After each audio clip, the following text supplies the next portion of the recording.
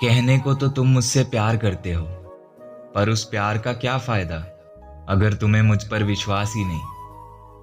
हर किसी के लिए वक्त होता है तुम्हारे पास, और मैं जैसे तुम्हारे लिए जरा भी खास नहीं।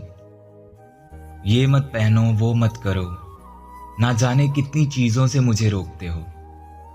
मैं तो कभी तुम्हें कुछ नहीं कहती, और तुम मुझे बात बात पे टोकते हो। तुम तो सारा दिन बिजी रहते हो। उस वक्त मैं कितनी अकेली हो जाती हूँ, तुम्हें पता है क्या? मेरे भी दोस्त हैं जैसे तुम्हारे हैं। तुम अपनी जगह हो, पर मैं उनसे भी तो बात करूंगी ना। मैं बात करने बोलूं तो हर बार कुछ ना कुछ बहाना बनाकर टाल देते हो। अगर मेरा फोन बिजी आ जाए या मैं ऑनलाइन दिख जाऊं तो कितनी आसानी से तुम हर एक बात का सबूत मांग लेते हो। तुम्हें अंदाजा भी नहीं इस बात